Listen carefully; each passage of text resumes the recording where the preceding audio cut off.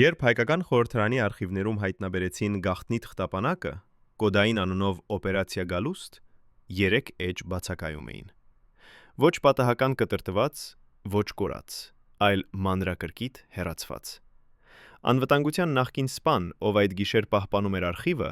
այսօր էլ չի կարողանում հանգիստ քնել։ Նա հիշում է, թե ինչպես երկու անծանոթ մարդիկ մտան շենք, ներկայացնելով հատուկ լիազորագրեր, որոնք կրում էին այնպիսի ստորագրություններ, որ հարցեր տալը նույնիսկ մտածել չէր կարելի։ Նրանք 15 րոպե մնացին փակ սենյակում, ապա հեռացան, իրենց հետ տանելով մի բան, ինչը երբեք չպետք է գոյություն ունենար։ Ինչ էր գրված այդ էջերում։ Ով էր այնքան հզոր, որ կարողացավ ջնջել պատմության մի մասը։ Եվ ամենակարևորը, ինչու հենց այդ 3 էջերը պարունակում էին այն ճշմարտությունը, որը պետք է թաքնված մնար հավերժ։ Այդ թղթապանակում, որի մնացած էջերը մենք ուսումնասիրեցինք, նկարագրված էր ամենաանհավանական քաղաքական վերելքներից մեկը հետխորհրդային տարածքում։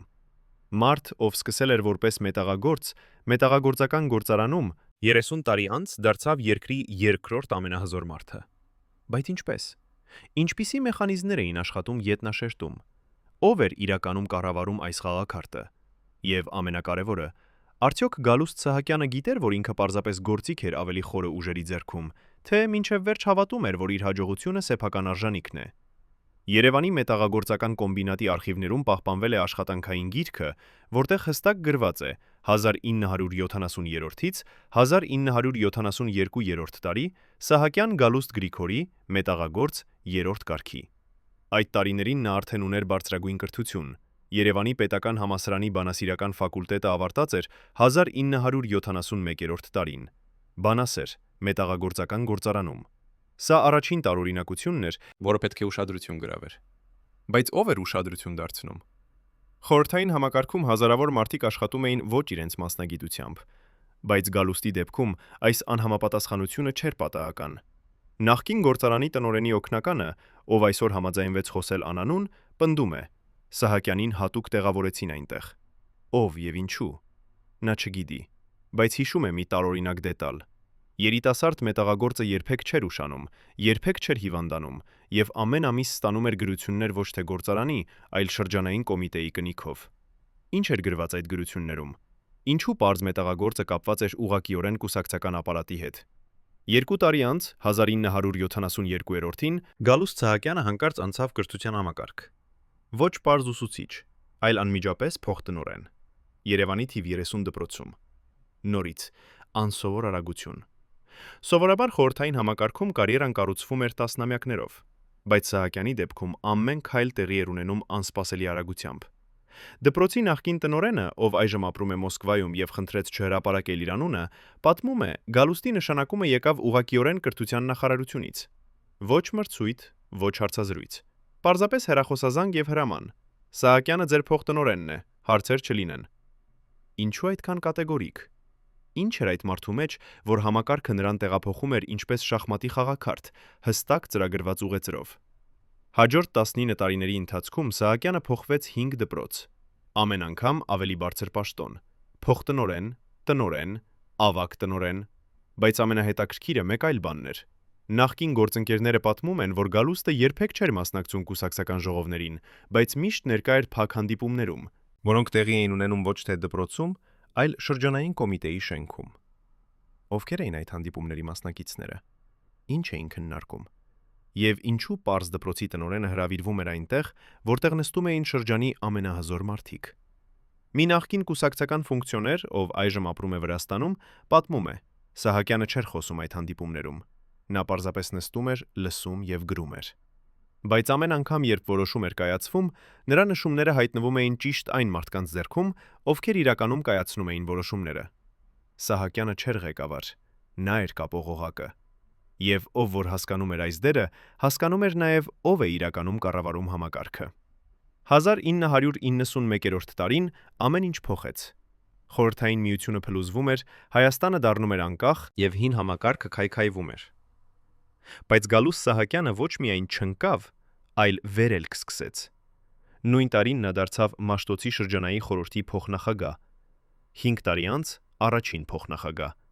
եւ 1995-րդի հուլիսին падգամավոր Հայաստանի խորհրդարանում։ Երկրի քաղաքական ելիտան ամբողջությամբ թարմացվում էր։ Հին կադրերը հեռանում էին, բայց Սահակյանը մնում էր։ Ավելին, ամեն նոր իշխանության հետ նրա դիրքերը ամրապնդվում էին։ Ինչպես։ Ով էր նրա հովանավորը։ Եվ ինչու յուրաքանչյուր նոր նախագահ, յուրաքանչյուր նոր վարչապետ, յուրաքանչյուր նոր կուսակցություն պահպանություն պահպանում էր Սահակյանին իր համակարգում։ Նախկին անվտանգության սպան, ով պահպանում էր խորհրդարանի շենքը 1998-ից 1200 տարին, պատմում է մի դրվագ, որը նրան երբեք չի մոռացել։ Գիշերվա 2-ին, երբ շենքը դատարկ էր, նա տեսավ, թե ինչպես Սահակյանի գրասենյակ մտավ մի մարդ, ում նա երբեք չէր տեսել։ Ոչ պատգամավոր, ոչ օգնական, ոչ լրագրող։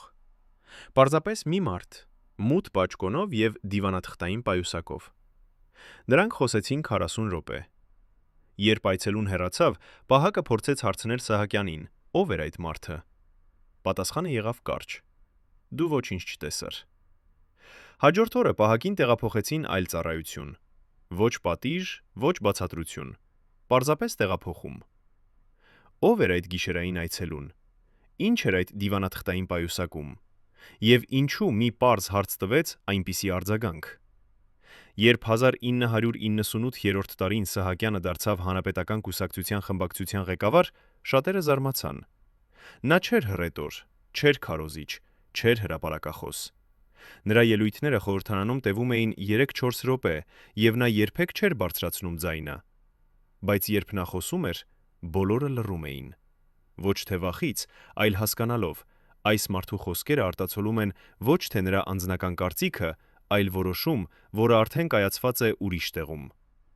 Նախկին падգամավորը, ով այժմ ապրում է Ֆրանսիայում եւ համաձայնվեց խոսել առաջին անգամ 35 տարում, պատմում է.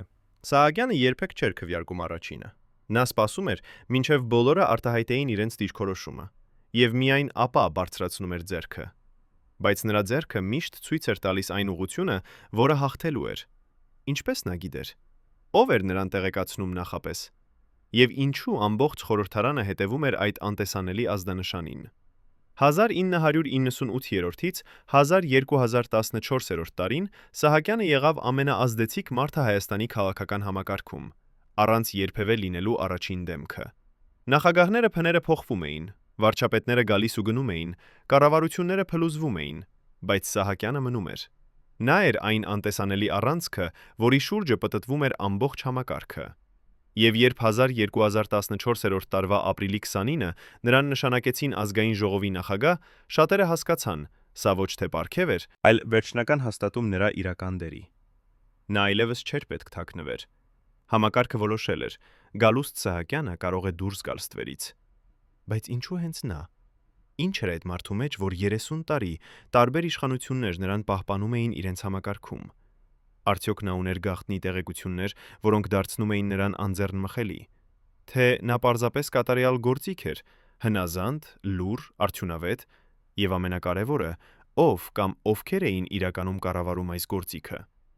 Երբ խորհրդարանի նախկին աշխատակիցը, ով պահանջեց չհրապարակել իր ինքնությունը, համաձայնվեց առաջին անգամ խոսել տեսախցիկի առջև, նրա ձեռքերը դողում էին։ Ոչ թե ծերությունից, նա միայն 65 տարեկան է, այլ այն բանից, որ 35 տարի նա պահել է գաղտնիք, որը կարող էր արժենալ նրա կյանքը։ Ես տեսա այն, ինչ չպետք է տեսնեի, սկսում է նա, եւ նրա ձայնը դեռ դողում է։ 1999 տարին, երբ նա աշխատում էր խորհրդարանի արխիվում, նրան հանձնարարեցին դասակարգել հին փաստաթղթեր։ Սովորական աշխատանք։ Բայց մի օր նա պատահաբար բացեց թղթապանակ, որը չպետք է բացվեր։ Այնտեղ էին Սահակյանի անձնական գործի փաստաթղթերը։ Ոչ պաշտոնական կենսագրությունը, որը բոլորը գիտեին, այլ ուրիշ բան։ Հաշվետվություններ, որոնք նա ներկայացրել էր ոչ թե կուսակցությանը, այլ անվտանգության ծառայություններին։ Ամսական զեկույցներ, սկսած 1972 տարվանից։ Այն ժամանակ, երբ նա դեռ աշխատում էր դպրոցում, ինչ կարող էր զեկուցել դպրոցի տնօրենը անվտանգության ծառայություններին։ Եվ ինչու այդ զեկույցները շարունակվում էին տասնամյակներ։ Աշխատակիցը չհասցրեց կարդալ ամբողջ թղթապանակը։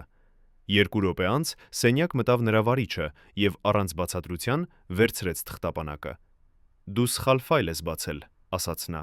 եւ նրա ձայնը այնպիսի սառն էր, որ հետագա հարցեր տալը անիմաստ էր։ Հաջորդ օրը աշխատակցին տեղափոխեցին այլ բաժին։ Ոչ պատիժ, ոչ բացատրություն,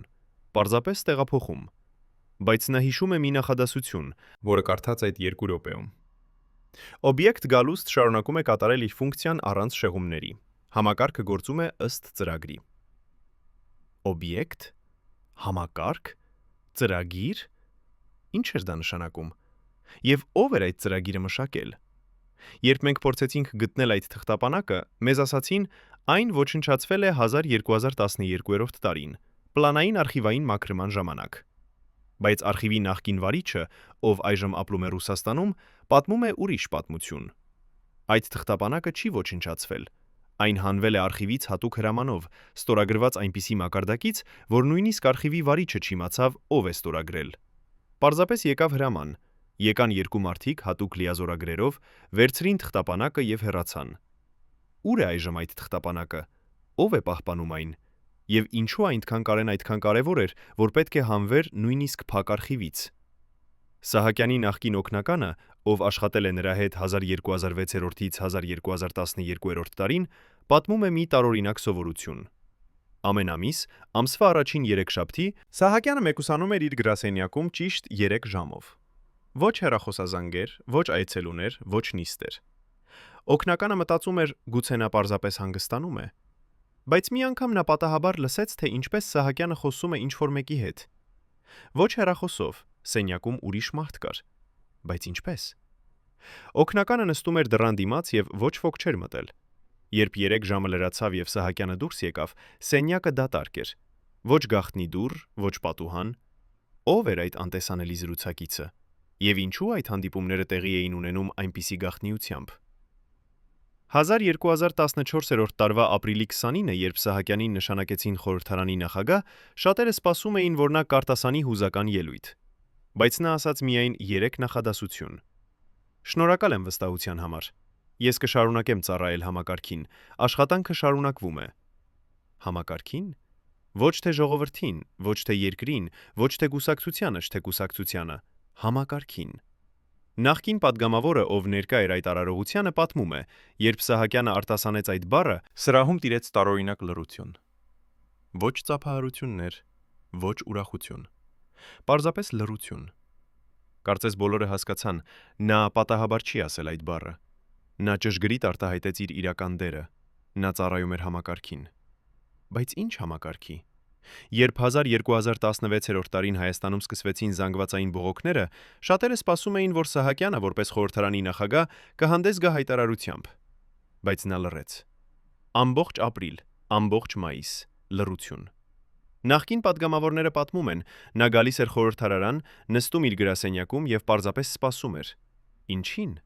Ում։ Եվ երբ 1217 տարվա մայիսի 18-ին նա հրաժարվեց պաշտոնից, նրա հրաժարականի նամակը բաղկացած էր միայն 2 տողից։ Համարում եմ իմ առաքելությունը կատարված։ Շնորհակալ եմ համակարգին։ Նորից համակարգին։ Ով կամ ինչ էր այդ համակարգը, որին նա ծառայել էր 45 տարի։ Նախկին անվտանգության սպան, ով պահպանում էր խորհրդարանի շենքը Սահակյանի վերջին օրերին, պատմում է մի տեսարան, որը նրան երբեք չի մոռացել։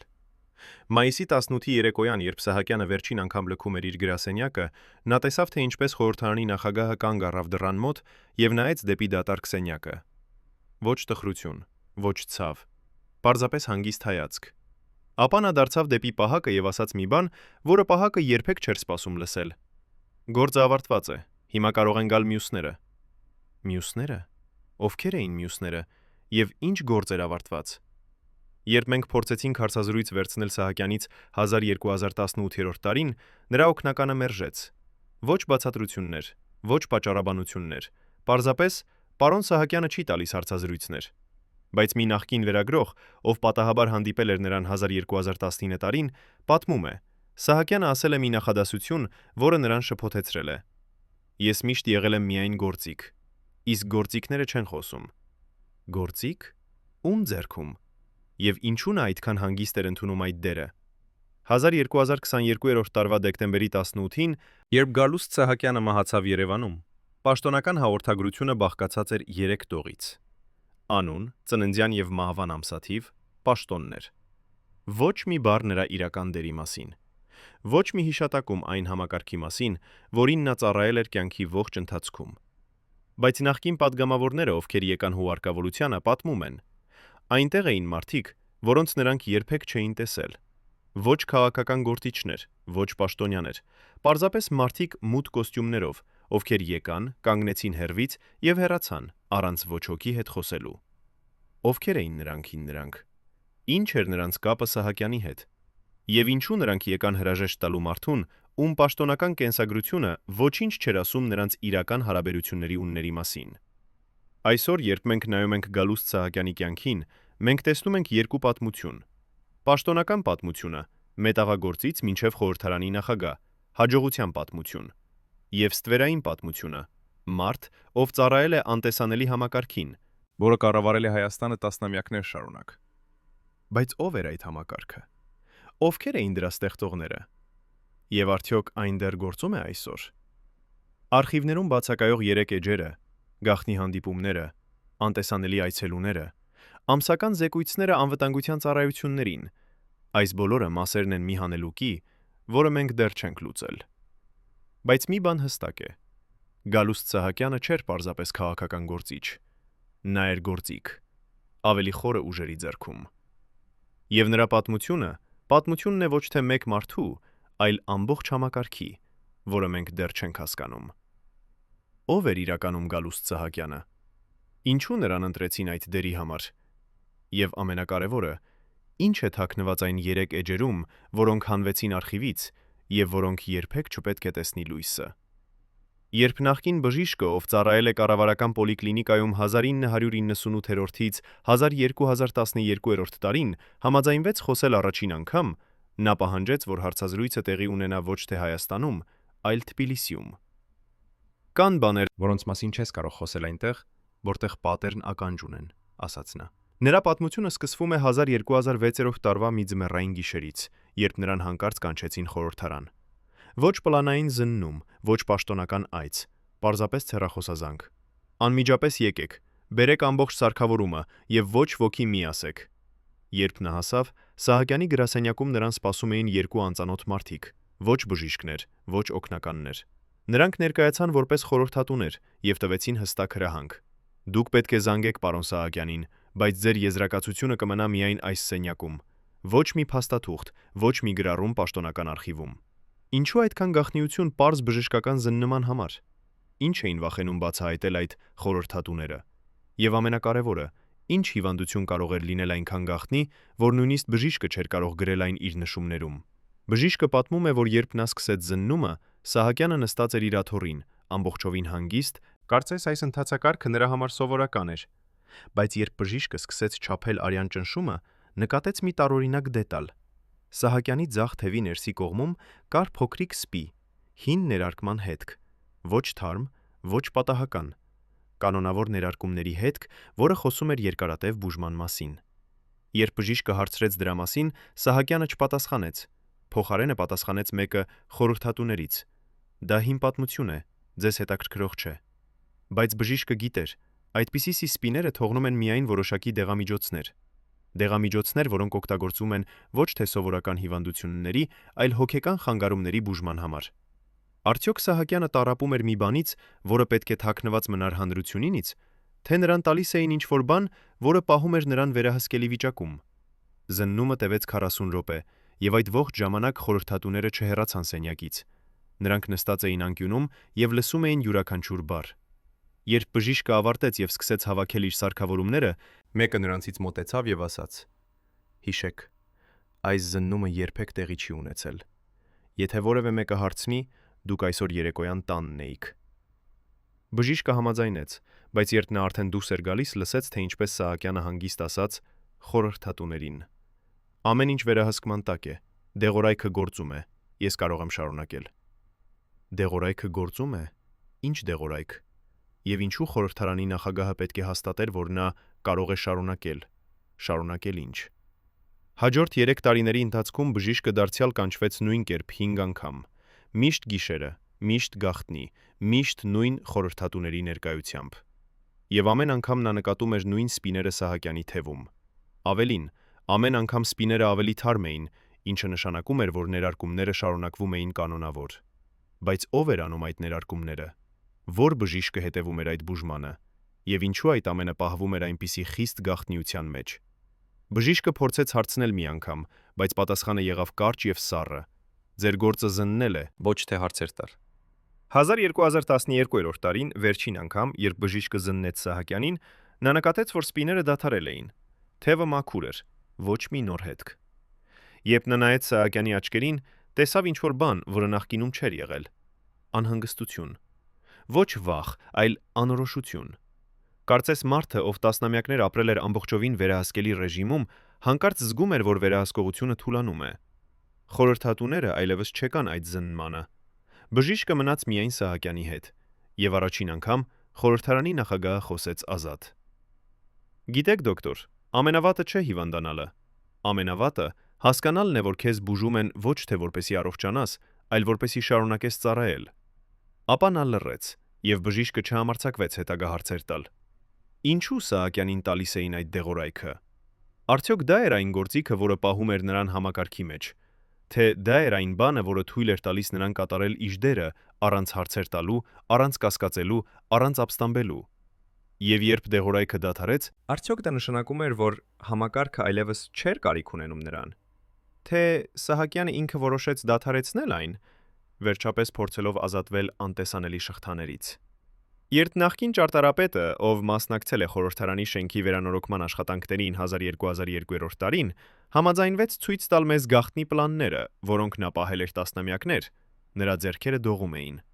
Ոչ թե ծերությունից, նա միայն 62 տարեկան է, այլ այն բանից, որ այդ պլանները երբեք չպետք է դուրս գային նրա անձնական արխիվից։ Երբ մեզ հանձնարարեցին վերանորոգել Սահակյանի գրասենյակը, մենք գտանք ինչ-որ բան, որը չպետք է գտնեինք, սկսում է նա։ Սովորական վերանորոգում, նոր պատեր, նոր հատակ, նոր լուսավորություն։ Բայց երբ նրանք սկսեցին քանդել հին պատերը, հայտնաբերեցին փոքրիկ դուռ, թաքնված հին գրապահարանի հետևում։ Դուռը տանում էր նեղ միջանցք, որը ձգվում էր մինչև հարևան շենք։ Ոչ պաշտոնական պլաններում, ոչ ճարտարապետական նախագծերում, պարզապես գաղտնի անցում, որը կառուցվել էր անհայտ ժամանակ եւ անհայտ նպատակով։ Ճարտարապետը պատմում է, որ երբ նրանք հայտնաբերեցին այդ անցումը, անմիջապես զեկուցեցին իրենց վերադասին։ Բայց փոխարենը սովորական արձագանքի «փակեք եւ շարունակեք աշխատանքը» եկավ ուրիշ հրաման։ 2 ժամ անց ներկայացան 3 մարդիկ, ոչ շինարարներ, ոչ ճարտարապետներ։ Նրանք ներկայացան որպես անվտանգության խորհրդատուներ եւ տվեցին հստակ հրահանգ. այս անցումը պետք է մնա բաց։ Դուք կվերանորոգեք այն, կամրապնդեք, բայց չեք փակի, եւ ոչ մի բառ, ոչ ոքի։ Ինչու գաղտնի անցումը պետք է մնար բաց։ Ով էր օգտագործում այն, եւ ուր էր տանում այդ միջանցքը։ Ճարտարապետը որոշեց հետևել միջանցքին։ Ոչ պաշտոնական հանձնարարությամբ, այլ սեփական հետաքրքրությամբ։ Նա սպասեց մինչև բոլորը հեռացան, վերցրեց լապտեր եւ մտավ նեղ անցումը։ Միջանցքը ձգվում էր մոտ 50 մետր եւ ավարտվում էր փոքրիկ սենյակով, ամբողջովին դատարկ, միայն մի հին աթոռ եւ փոքրիկ սեղան։ Բայց սեղանի վրա կար ինչ-որ բան, որը ճարտարապետին սառեցրեց։ Նոթատետ էր, լի գրառումներով։ Ոչ պաշտոնական հաշվետվություններ, ոչ աշխատանքային փաստաթղթեր։ Անձնական նշումներ, գրված ձեռքով, թվագրված տարբեր տարիներով։ Ամենահին գրառումը 1998 տարվանից։ Ամենանորը 1202 տարվանից։ 13 տարի գաղտնի գրառումներ։ Բայց ով էր գրում այդ նշումները։ Եվ ինչու այդ սենյակը պահվում էր այդքան խիստ գաղտնիության մեջ։ Ճարտարապետը չհասցրեց կարդալ ամբողջ նոթատետրը։ Նա միայն բացեց մի պատահական էջ եւ կարդաց մի նախադասություն, որը նրան երբեք չի մոռացել։ Օբյեկտ գալուստ շարունակում է ցուցաբերել ամբողջական հնազանդություն։ Դեղորայքի դոզան մնում է անփոփոխ։ Համակարգը գործում է առանց շեղումների։ Ճարտարապետը փակեց նոթատետրը, դրեց այն հետ սեղանի վրա եւ շտապ վերադարձավ միջանցքով։ Նա գիտեր, եթե նրան բռնեին այնտեղ, հետևանքները կլինեին ծանր։ Բայց նա արդեն տեսել էր բավական, հասկանալու, որ Սահակյանի պատմությունը շատ ավելի խորն էր, քան ցանկացած մեկը կարող էր պատկերացնել։ Հաջորդ օրը, երբ ճարտարապետը վերադարձավ աշխատանքի, գաղտնի դուռը արդեն փակված էր։ Ոչ նոր պատ, ոչ շինարարական աշխատանք։ Պարզապես փակված։ Կարծես երբեք չէր եղել բաց։ Երբ նա փորձեց հարցնել իր վերադասին, պատասխանը եղավ կարճ. «Ինչ դուռ։ Այնտեղ երբեք դուռ չի եղել»։ Բայց ճարտարապետը գիտեր ինչ էր տեսել։ Եվ նա գիտեր նաև, որ ինչ որ մեկը հետևում էր նրան, որ ինչ որ մեկը տեսել էր, թե ինչպես նա մտավ այդ սենյակ։ Ո՞վ էր այդ անտեսանելի դիտորդը։ Եվ ինչու նրանք թույլ տվեցին ճարտարապետին տեսնել այն, ինչ տեսավ, բայց ապա անմիջապես ջնջեցին ամեն հետք։ Այսօր, երբ ճարտարապետը ցույց է տալիս մեզ իր գաղտնի պլանները, որտեղ նա նշել է այդ միջանցքի ճշգրիտ տեղը, մենք տեսնում ենք, որ պաշտոնական ճարտարապետական նախագծերում այդ տարածքը նշված է որպես տեխնիկական սենյակ, բայց ճարտարապետը պնդում է, այնտեղ երբեք տեխնիկական սարքավորումներ չեն եղել։ Միայն այդ փոքրիկ սենյակը, այդ սեղանը, այդ նոթատետրը եւ այդ մի նախադատասությունը, որը բացահայտում է ամբողջ ճշմարտությունը։ Գալուստ Սահակյանը չէր ազատ մարդ։ Նա էր օբյեկտ, վերահսկվող, դեղորայքով կառավարվող, համակարգի կատարյալ գործիք։ Բայց ո՞վ էր գրում այդ նշումները։ Ո՞վ էր այն անտեսանելի դիտորդը, ով 13 տարի հետևում էր Սահակյանին եւ գրանցում նրա յուրաքանչյուր քայլը։ Եվ ամենակարևորը, արդյոք այդ նոթատետրը դեռ գոյություն ունի ինչ որտեղ, թաքնված նոր պատերի հետևում, սպասելով այն օրվան, երբ ինչ որ մեկը կրկին կբացահայտի այն։ Երբ նախկին հոգեբանը, ով խորհրդատվություն էր տալիս բարձրաստիճան պաշտոնյաներին 1205-ից 1212 տարին, համաձայնվեց խոսել առաջին անգամ, նա պահանջեց, որ նրա անունը երբեք չհրապարակվի։ Կան գաղտնիքներ, որոնք կարող են սպանել, ասաց նա, եւ նրա ձայնը լի էր այնպիսի համոզվածությամբ, որ հարցեր տալը անիմաստ էր։ Նրա պատմությունը սկսվում է 1207 տարվա աշնանից, երբ նրան հանկարծ կանչեցին ոչ թե իր սովորական գրասենյակ, այլ անծանոթ հասցե Երևանի կենտրոնում։ Երբ նա հասավ, տեսավ փոքրիկ շենք, առանց ցուցանակների, առանց պաշտոնական նշանների, պիպարզապես մութ դուռ եւ ինտերկոմ։ Նա սեղմեց կոճակը եւ ձայնը պատասխանեց. «Երրորդ հարկ, աճդուրը»։ Ոչ ողջույն, ոչ ներկայացում, պարզապես հրահանգ։ Երրորդ հարկում նրան սպասում էր մի մարդ, ում նա երբեք չէր տեսել, ոչ պաշտոնյա, ոչ քաղաքական գործիչ, պարզապես մարդ, մութ կոստյումով եւ սառը հայացքով։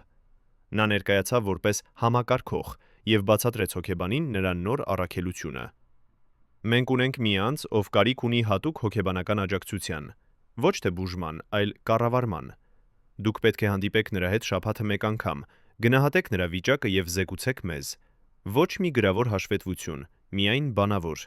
Եվ ամենակարևորը, այդ անձը երբեք չպետք է իմանա, որ դուք զեկուցում եք մեզ։ Հոգեբանը հարցրեց. ով է այդ անձը։ Պատասխանը եղավ պարզ. դուք կիմանաք, երբ հանդիպեք։ Առաջին հանդիպումը տեղի ունեցավ շաբաթ օր անց, նույն շենքում, բայց այլ սենյակում։ Երբ հոգեբանը մտավ, տեսավ Գալուստ Սահակյանին, նստած հանգիստ կարդում էր թերթ։ Խորհրդարանի խմբակցության ղեկավարը, երկրի ամենահզոր մարդկանցից մեկը, այստեղ էր, սովորական սենյակում, առանց պահակների, առանց օգնականների։ Երբ նա տեսավ հոգեբանին, ժպտաց եւ ասաց. «Ա,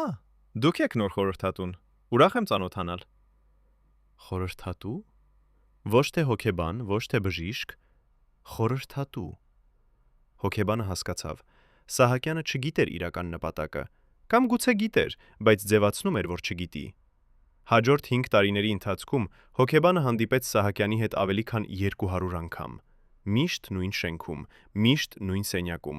միշտ առանց վկաների։ Նրանք խոսում էին ամեն ինչի մասին՝ քաղաքականություն, ընտանիք, առողջություն, հիշողություններ, բայց ամեն հանդիպումից հետո հոգեբանը պետք է զեկուցեր համակարգողին։ Ոչ թե ամբողջ զրույցը, այլ միայն որոշակի դետալներ։ Արդյոք Սահակյանը հիշատակեց որևէ անհանգստություն, արդյոք նա խոսեց որևէ կասկածի մասին, արդյոք նա ցույց տվեց անկախության նշաններ։ Հոգեբանը հասկանում էր, նա չէր բուժում Սահակյանին, նա վերահսկում էր նրան։ Հոգեբանը պատմում է մի հանդիպում, որը նրան երբեք չի մոռացել։ 1210 տարվա ձմեռ, երբ Սահակյանը հանկարծ հարցրեց. «Ասացեք ինձ, դոկտոր, արդյոք ազատ կամքը իրական է, թե պարզապես պատրանք»։ Հոգեբանը զարմացավ այդ հարցից։ Սահակյանը երբեք չէր խոսել փիլիսոփայական թեմաներով, բայց այդ օրը նա շարունակեց. «Երբեմն ես մտածում եմ, արդյոք իմ որոշումները իրականում իմն են, թե ինչ որ մեկը դրանք տնկել է իմ գլխում։ Երբեմն ես արթնանում եմ եւ չեմ հիշում, թե ինչու ընդունեցի այս կամ այն որոշումը։ Կարծես ուրիշ մեկն է որոշում իմ փոխարեն»։ Հոգեբանը փորձեց հանգստացնել նրան, բայց Սահակյանը շարունակեց. «Դուք գիտեք, թե ինչ է ամենավատը։ Ամենավատը հասկանալն է, որ գուցե դա ճիշտ է։ Գուցե ես իրականում երբեք ազատ չեմ եղել»։ Այդ հանդիպումից հետո, երբ հոգեբանը զեկուցեց համակարգողին, արձագանքը եղավ անսպասելի։ Օբյեկտը սկսում է կասկածել։ Դեղորայքի դոզան պետք է ավելացնել։ Հոգեբանը հարցրեց. «Ինչ դեղորայք»։ Պատասխանը եղավ կարճ. «Դա ձեր գործը չէ։ Դուք պարզապես շարունակեք հանդիպումները եւ զեկուցեք ցանկացած փոփոխություն»։ Բայց հոգեբանը արդեն հասկացել էր։ Սահակյանին տալիս էին ինչ-որ բան, որը ազդում էր նրա մտածողության վրա։ Ոչ թե բուժում, այլ վերահսկում։ Եվ երբ Սահակյանը սկսեց կասկածել, համակարգը անմիջապես արձագանքեց, ավելացնելով դոզան։ Հոգեբանը պատմում է, որ հաջորդ հանդիպումներում Սահակյանը այլևս չխոսեց ազատ կամքի մասին։ Նա վերադարձավ իր սովորական վիճակին՝ հանգիստ, վերահսկելի, հնազանդ։ Կարծես այդ մի հանդիպումը եղել էր պատահական շեղում, որը արագ ուղղվեց։ Բայց հոգեբանը գիտեր, ինչ-որ բան փոխվել էր։ Սահակեգյանի աչքերում այլևս չկար այդ կասկածը, այդ հարցը։ Նա դարձյալ դարձել էր կատարյալ գործիք։ 1212 տարին հոգեբանին ասացին, որ հանդիպումները դադարեցվում են։ Ոչ բացատրություն, ոչ պատճառաբանություն։ Պարզապես ձեր ծառայությունները այլևս անհրաժեշտ չեն։ Հոգեբանը երբեք այլևս չտեսավ Սահակյանին։ Բայց նա հիշում է վերջին հանդիպումը, երբ Սահակյանը հրաժեշտ տվեց եւ ասաց. «Շնորհակալ եմ ձեր օգնության համար, դոկտոր։ Դուք ինձ օգնեցիք հասկանալ, որ երբեմն լավագույնը չմտածելն է»։ Չմտածելը։ Արդյոք դա էր համակարգի վերջնական նպատակը։ Ստեղծել մարդ, ով չի մտածում, չի կասկածում, չի հարցնում, պարզապես կատարում է։ Այսօր, երբ հոգեբանը նայում է հետադարձ, նա հասկանում է, ինչ էր իրականում տեղի ունենում այդ 5 տարիների ընթացքում։ Սահակյանին չէին բուժում, նրան ծրագրավորում էին։ Յուրաքանչյուր հանդիպում, յուրաքանչյուր զրույց, յուրաքանչյուր հարց էր մաս մի ավելի մեծ ծրագրի, որի նպատակն էր պահել Սահակյանին համակարգի ներսում, ամբողջովին վերահսկելի, ամբողջովին հնազանդ։ Եվ երբ նա սկսեց կասկածել, համակարգը անմիջապես միջամտեց, ոչ թե բացատրություններով, այլ դեղորայքով։ Բայց ով էր այդ համակարգողը։ Ով էր այն մարդը, ով ստանում էր զեկույցները եւ տալիս հրահանգները։ Եվ ամենակարևորը, քանի հոգի էին մասնակցում այս գործողությանը։ Արդյոք Սահակյանը միակ օբյեկտն էր, թե կային ուրիշներ, նույնպես վերահսկվող, նույնպես ծրագրավորված, նույնպես կատարյալ գործիքներ անտեսանելի համակարգի ձեռքում։ Երբ նախկին անվտանգության սպան, ով պահպանում էր խորհրդարանի շենքը 1214-ից 1217 տարին, համաձայնվեց առաջին անգամ խոսել տեսախցիկի առջև, նա պահանջեց, որ հարցազրույցը տեղի ունենա ոչ թե Հայաստանում, այլ Վրաստանում։ Նրա պատճառաբանությունը պարզ էր։ Կան մարդիկ, ովքեր դեռ ապրում են, եւ ովքեր չեն ուզում, որ այս պատմությունը պատմվի։ Երբ մենք հանդիպեցինք նրան Թբիլիսիի փոքրիկ բնակարանում, նա բերեց իր հետ մի հին նոթատետր, լի ձեռքով գրված նշումներով։ «Ես գրանցում էի ամեն ինչ», ասաց նա։ «Յուրաքանչյուր տարօրինակ այցելու, յուրաքանչյուր գիշերային հանդիպում, յուրաքանչյուր անսովոր զրույց։ Ես գիտեի, մի օր այս տեղեկությունները կարող են փրկել ինձ կամ սպանել»։ Նա բացեց նոթատետրը 1216 տարվա մարտի էջում եւ ցույց տվեց մեզ մի գրառում, որը փոխեց ամեն ինչ։ Մարտի 15, 3 ժամ առավոտյան, գրված է այնտեղ։ Խորհրդարանի շենք մտավ մի մարդ առանց նախապես գրանցված այցի։ Նա ներկայացրեց հատուկ անցագիր, որը ես երբեք չէի տեսել։ Կարմիր կնիկ, ոչ մի գրություն, միայն թիվ 00544։ Ես փորձեցի զանգահարել իմ վերադասին, բայց այցելուն ասաց. «Դա անհրաժեշտ չէ։ Ես գալիս եմ ավելի բարձր մակարդակից»։ Նա բարձրացավ ուղղակիորեն Սահակյանի գրասենյակ։ Հանդիպումը տևեց ճիշտ 45 րոպե։ Երբ այցելուն հեռացավ, ես տեսա Սահակյանի դեմքը։ Նա կանգնած էր պատուհանի մոտ եւ նայում էր դեպի քաղաք։ Նրա դեմքը սպիտակ էր, կարծես նա նոր տեսել էր ուրվական։ Պահակը պատմում է, որ հաջորդ օրը նա փորձեց պարզել, ով էր այդ գիշերային այցելուն։ Նա ստուգեց անվտանգության տվյալների բազան, հարցրեց գործընկերներին, նույնիսկ փորձեց կապ հաստատել բարձրագույն անվտանգության ծառայության հետ։ Բայց ամենուր նույն պատասխանը. այդպիսի անցագիր գոյություն ունի, չունի, կանի։ Կարմիր կնիքը 00544 համարով պաշտոնապես երբեք չէր գրանցվել ոչ մի համակարգում։ Կարծես այդ մարդը եղել էր ուրվական, եկել, տվել իր հաղորդագրությունը եւ անհետացել, առանց որևէ հետք թողնելու։ Բայց պահակը գիտեր, ինչ էր տեսել, եւ նա գիտեր նաեւ, այդ այցից հետո Սահակյանը փոխվեց։ Ոչ արտաքինորեն, այլ ներսից։ Կարծես նա ստացել էր վերջնական նախազգուշացում եւ այժմ սպասում էր անխուսափելի վերջին։ Պահակը ցույց է տալիս մեզ հաջորդ գրառումը, ապրիլի 2-ից։ Սահակյանը սկսեց մնալ գրասենյակում մինչև ուշ գիշեր, երբեմն մինչև առավոտյան 5-ը։ Երբ ես հարցնում էի, արդյոք նա կարիք ունի օգնության, նա պատասխանում էր. ես պարզապես մտածում եմ։ Բայց մի գիշեր ես լսեցի, թե ինչպես նա խոսում է ինքն իր հետ։ Ոչ հեռախոսով, ոչ այլ մարդու հետ։ Պարզապես խոսում էր բարձր ձայնով։ Ես չեմ կարող շարունակել։ Ես պետք է ասեմ ճշմարտությունը, բայց եթե ասեմ, նրանք կսպանեն ինձ։ Ապա նռություն։ Ապա դարձյալ, բայց եթե չասեմ, ես կմեռնեմ ներսից։ Ես հեռացա դռնից։ Ես չէի ուզում լսել ավելին։ Բայց այդ գիշեր ես հասկացա, Սահակյանը կանգնած էր ճանապարհի խաչմերուկում, եւ երկու ուղղություններն էլ տանում էին դեպի մահ։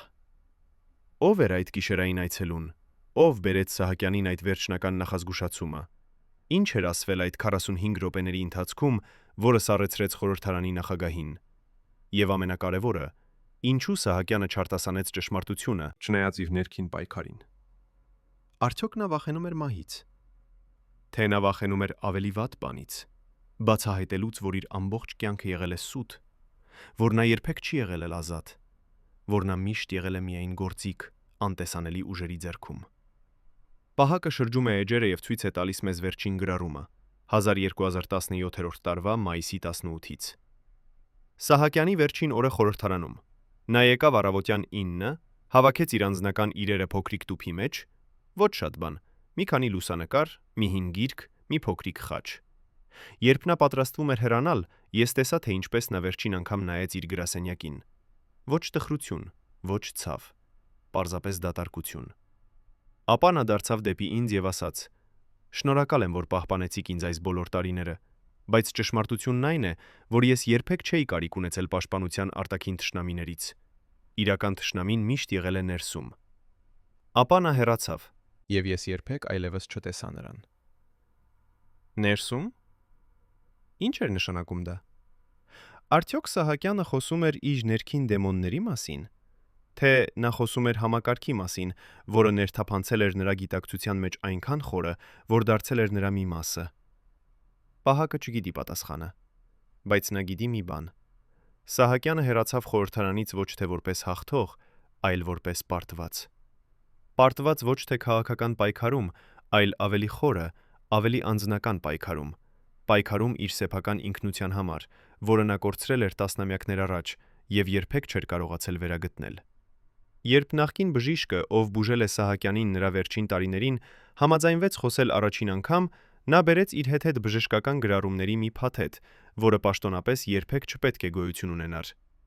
Ես պահպանեցի այս նշումները, խախտելով բոլոր կանոնները, ասաց նա։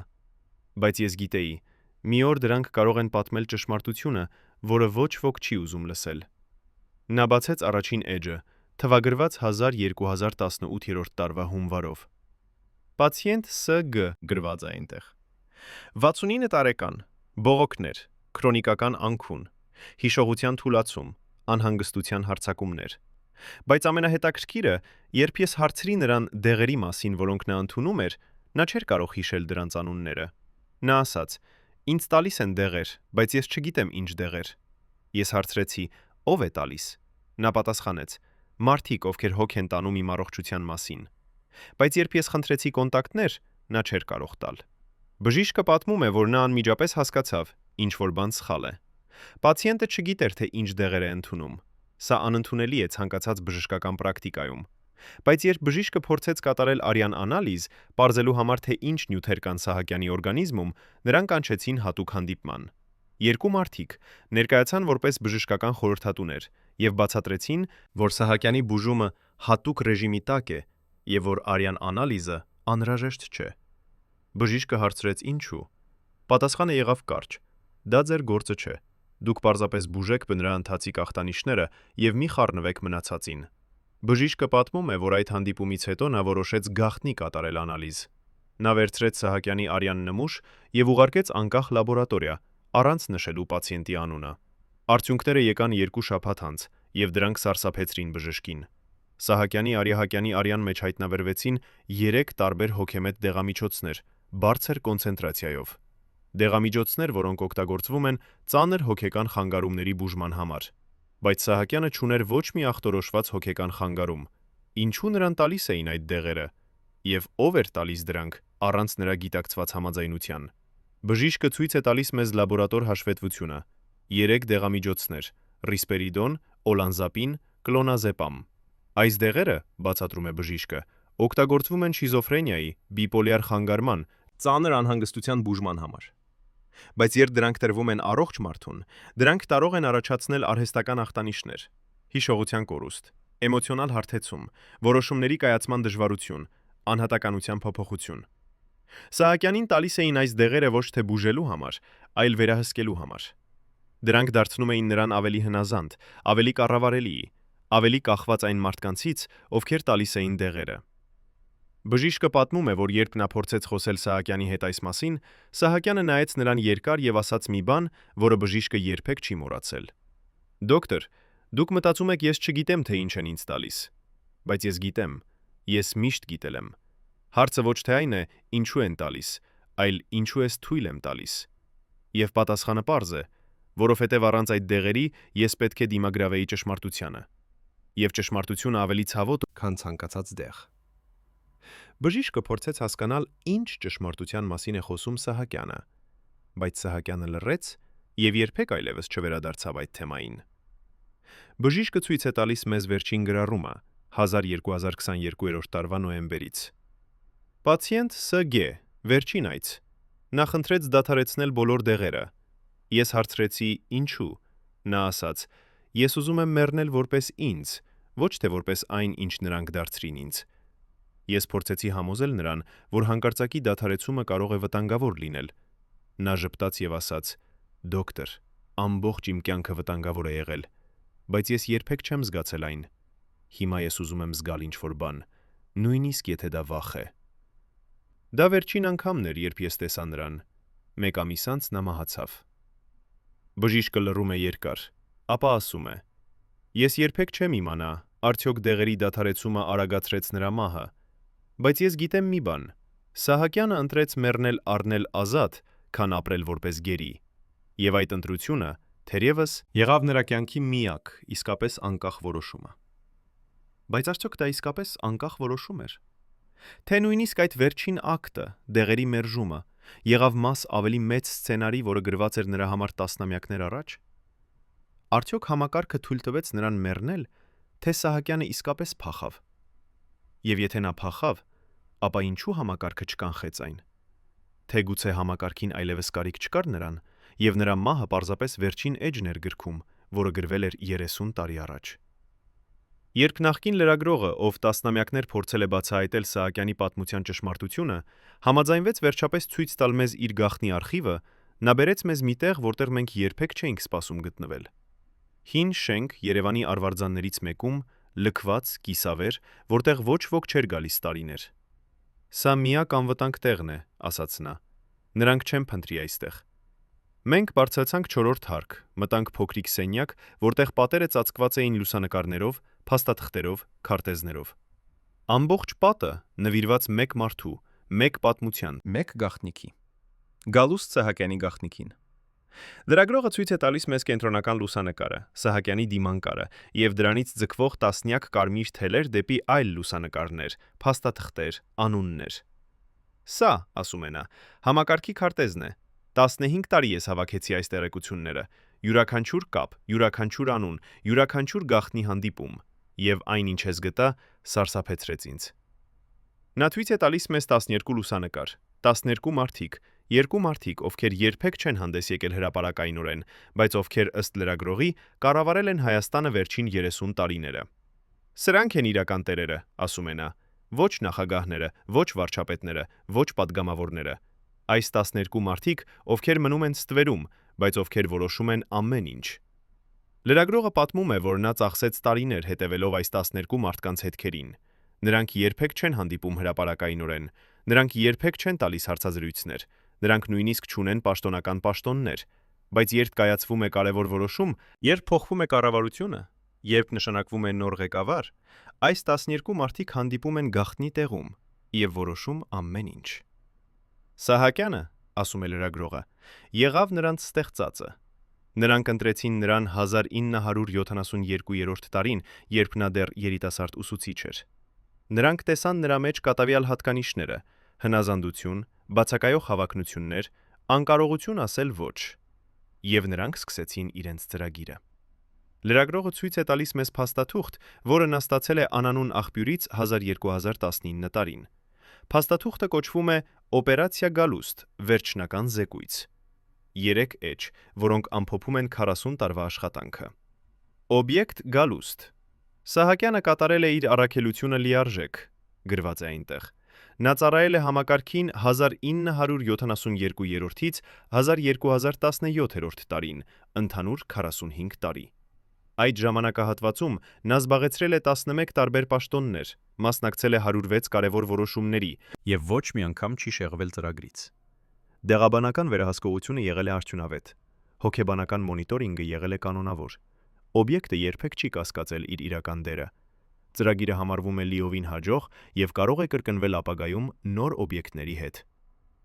Լրագրողը լռում է, թողնելով, որ այդ բառերը ներթափանցեն մեր գիտակցության մեջ։ Կրկնվել ապագայում նոր օբյեկտների հետ։ Սա նշանակում է, որ Սահակյանը միայն սկիզբն էր։ Սա նշանակում է, որ համակարգը շարունակում է գործել։ Սա նշանակում է, որ հիմա, այս պահին, ինչ որտեղ կա նոր Գալուստ, երիտասարդ, հավակնություններ չունեցող, հնազանդ, ում համակարգը ընտրել է որպես իր հաջորդ գործիքը։ Եվ այդ մարդը, ինչպես Սահակյանը, երբեք չի իմանա ճշմարտությունը։ Նա կմտածի, որ կառուցում է իր կարիերան, նա կմտածի, որ ծառայում է իր երկրին, բայց իրականում նա կլինի միայն հերթական խաղաքարտը անտեսանելի խաղացողների ձեռքում։ Լրագրողը ցույց է տալիս մեզ վերջին փաստաթուղթը, ցուցականոնների։ 12 անուն, 12 օբյեկտ։ Սահակյանը միայն մեկն է նրանցից։ Սրանք, ասում է լրագրողը, բոլոր մարդիկ են, ովքեր անցել են նույն ծրագրով։ Ոմանք դեռ ապրում են, ոմանք արդեն մահացել են։ Բայց բոլորը ունեցել են նույն ճակատագիրը՝ ծառայել համակարգին, առանց իմանալու, որ իրենք գործիքներ են։ Նա ցույց է տալիս մեզ մի անուն, որը մենք ճանաչում ենք։ Ընթացիկ բարձրաստիճան պաշտոնյա, ով այսօր զբաղեցնում է կարևոր պաշտոն։ Սա, ասում է լրագրողը, հաջորդ սերնդի Գալուստն է, եւ նա նույնպես չգիտի։ Մենք նայում ենք այդ անվանը, այդ դեմքին եւ զգում ենք սառը սարսափ։ Եթե լրագրողը ճիշտ է, ապա պատմությունը կրկնվում է։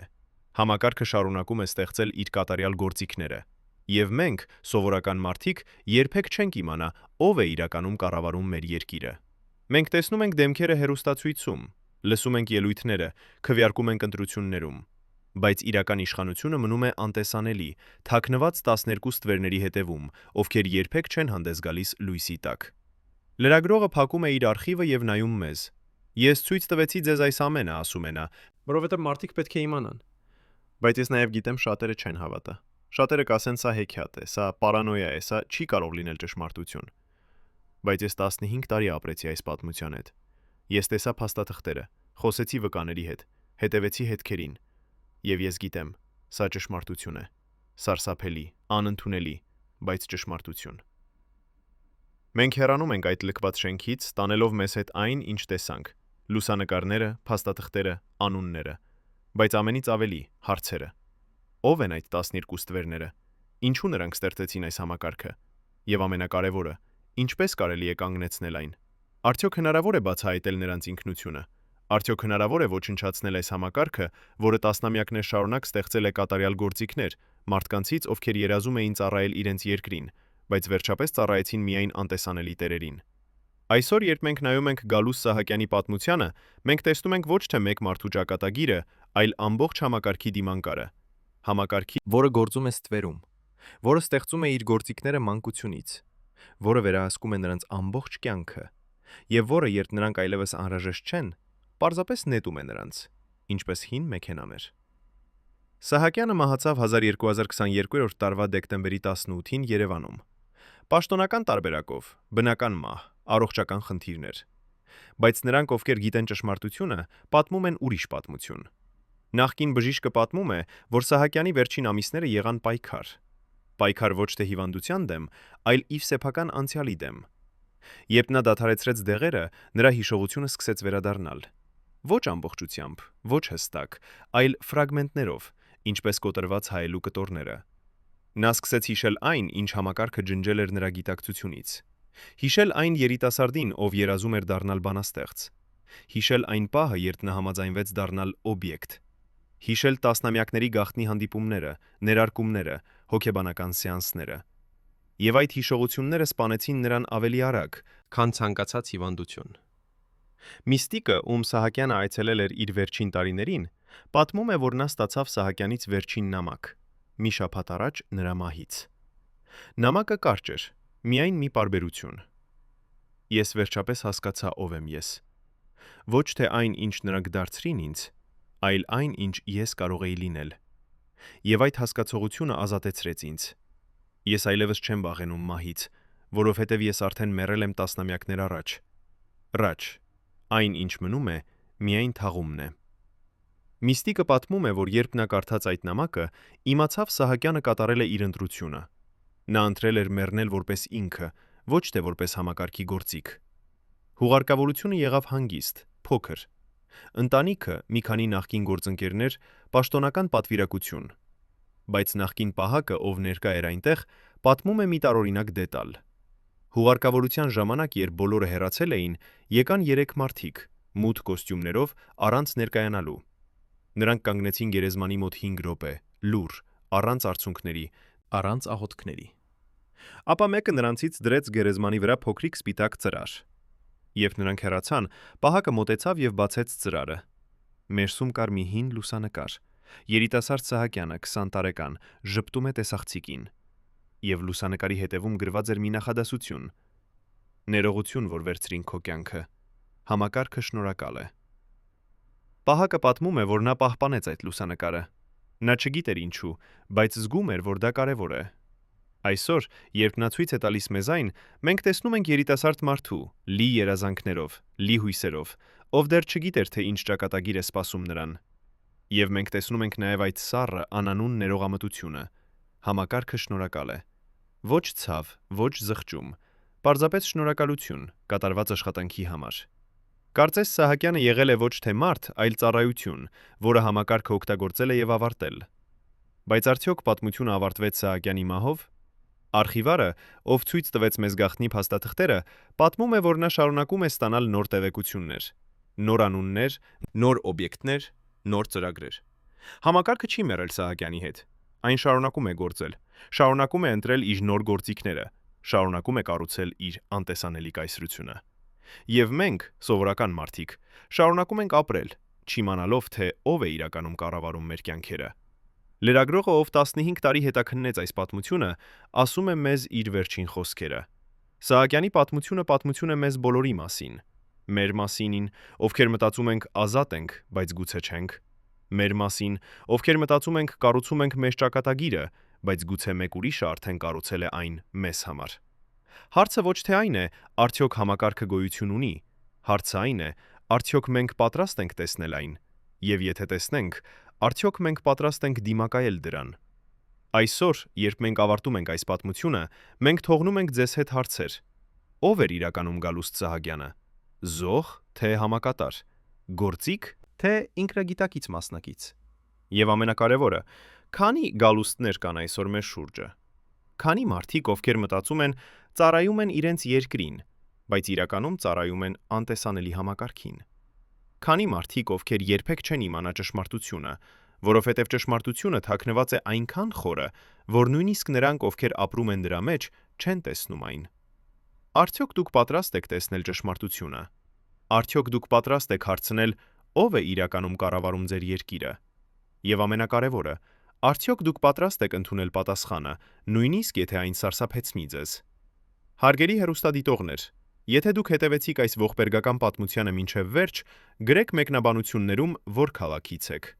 Մեզ համար կարևոր է իմանալ, թե որտեղ Գալուստ Սահակյանը դեռ հիշվում է։ Եվ բաժանորդագրվեք ալիքին, չբաց թողնելու ճշմարտությունը պատմության կուռքերի մասին։